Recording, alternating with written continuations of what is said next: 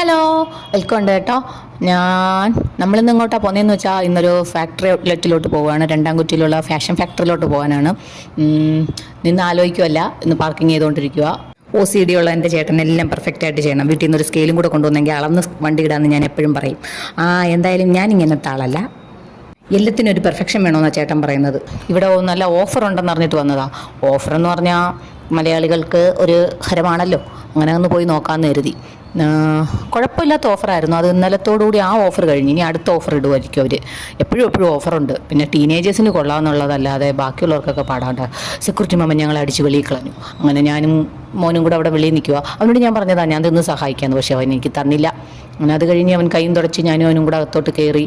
പിന്നെ അവനവിടെ ഓടിക്കളിക്കുമായിരുന്നു. ഞാൻ എന്തായാലും അവിടെ എല്ലാമൊക്കെ ഒന്ന് നോക്കി.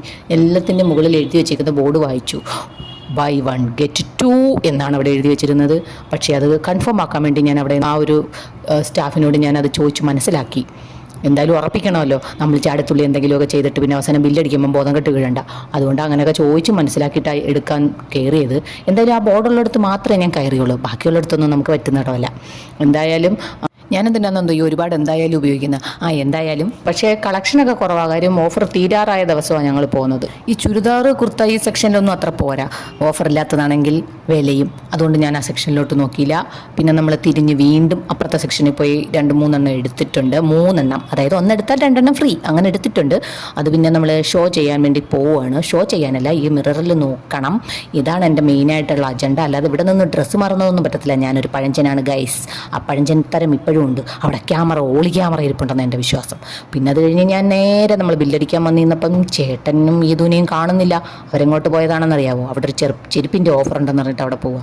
ചേട്ടൻ അവിടെ നിന്ന് ചെരുപ്പ് അങ്ങോട്ടും ഇങ്ങോട്ടും ഇട്ടിട്ട് എന്നെ കാണിക്കുവാണ്. നീല വേണോ ചുവപ്പ് വേണോ? ഇതാണ് എൻ്റെ ചേട്ടൻ്റെ സംശയം. പിന്നെ ഞാൻ അവസാനം നീലയിൽ ഉറപ്പിച്ച് കൊടുത്തു.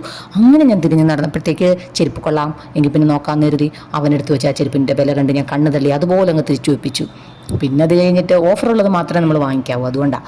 അത് കഴിഞ്ഞ് ഞാൻ കുറേ ചെരുപ്പൊക്കെ അവിടെ നോക്കി അതൊക്കെ നടന്ന് നോക്കിയതിന് ശേഷം ഒരു ചെരുപ്പ് ഞാൻ നോക്കിയപ്പം വലിയ കുഴപ്പമില്ല, ഓഫറുണ്ട്, പകുതി വില കൊടുത്താൽ മതി. എങ്കിൽ പിന്നെ അതങ്ങ് തൂക്കാമെന്ന് കരുതി ഞാനതും തൂക്കിയിട്ടുണ്ട്. പക്ഷെ പറഞ്ഞിട്ട് കാര്യമില്ല, ഇന്ന് ഞാൻ തൂക്കിയത് നാളെ എൻ്റെ കയ്യിൽ നിന്ന് എൻ്റെ മോള് തൂക്കും. എല്ലാ അമ്മമാരുടെ അവസ്ഥ ഇത് തന്നെയാണോ എന്തോ? ടീനേജിലോട്ട് എത്തിക്കഴിഞ്ഞാൽ പിന്നെ അമ്മമാരുടെ അവസ്ഥ ഇതൊക്കെ തന്നെ ആയിരിക്കും. ഇനിയും നമ്മളിവിടെ നിന്ന് അധികം മെഴുകുന്നത് ശരിയല്ല. അതുകൊണ്ട് നമുക്ക് ബില്ലിംഗ് സെഷനിൽ പോയി ബില്ലൊക്കെ ചെയ്ത് എന്തായാലും നമ്മൾ ഓഫറിനുള്ളത് മാത്രമേ എടുത്തിട്ടുള്ളൂ. കുറച്ചുകൂടെ കൂടുതലൊക്കെ എടുത്തതായിരിക്കും ആ കാസറോളൊക്കെ കിട്ടും. എത്രയൊക്കെ വാങ്ങിച്ചെന്ന് പറഞ്ഞാലും പിന്നെ ഞങ്ങളത് തോളി തൂക്കിയാണ് പോകുന്നത്. ഒരു കവർ കാശ് കൊടുത്ത് മേടിക്കത്തില്ല. വേറൊന്നും കൊണ്ടല്ല, കവർ കാരണം വീട്ടിൽ നടക്കാൻ സ്ഥലമില്ല. പിന്നെ എന്തിനാ നേരായ വഴി പോകാത്ത എൻ്റെ മുൻപ് ചാടി ഇറങ്ങുവാണ്.